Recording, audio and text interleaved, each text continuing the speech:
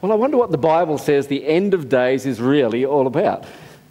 You know, the Bible speaks about a time when this present world will face a final crisis. You know, who knows what that'll be? You know, is it like 2012? Well, not really sure, but it actually speaks about this world having a supersized catastrophe.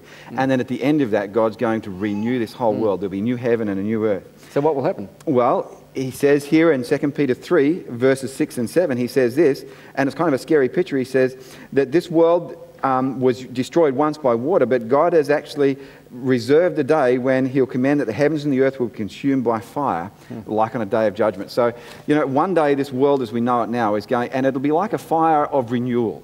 So that God's going to use this fire to decimate the earth and to cleanse it, and then out of that, out of the ashes of that, will come something beautiful and new. You know, Neil, I'm sorry, I've got to say this. Only a church pastor could describe a tremendous global disaster as a renewal.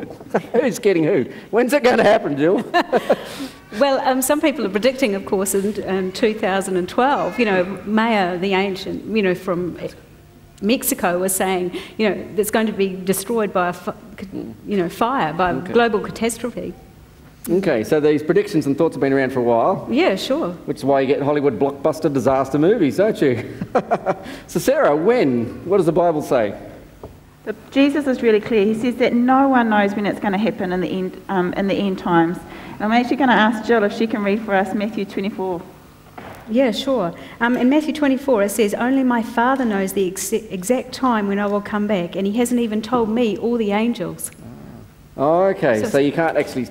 What that means is that I'm planning on celebrating Christmas 2012 with my family already, and I'm going to have holidays in 2013. So are there any rough indications about when though, Sarah? Yep, Jesus gives us 5 simple sign predictions about when he's going to come, and these have only ever occurred simultaneously in the last 50 years. Okay. So I really believe that we're living in that time that refers to, and the Bible refers to, as the end of days. And it's not an unusual thought. We see all people of many different faiths agreeing that we're living in these unusual times. I mean, we've got Hindu expecting the return of the Hindu Christ. We've got scientists who are talking about, you know, global warming. We've got Muslims expecting an Islamic Messiah coming to save them. The Catholic Christians are seeing signs of Mary and the impending judgment.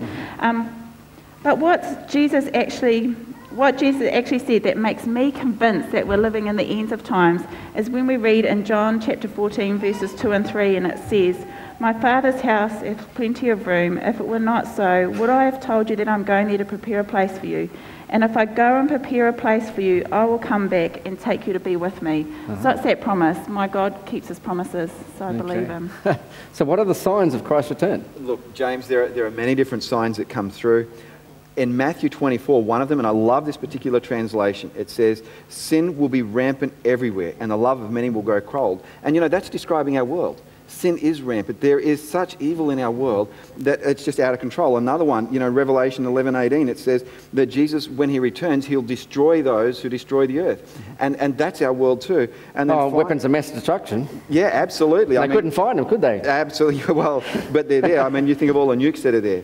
And then in Luke 21, he says this, that there'll be signs in the sun, moon and the stars, and the roaring of the seas, and men's hearts failing them for fear of what's coming on the earth. And I tell you what, that's our world too.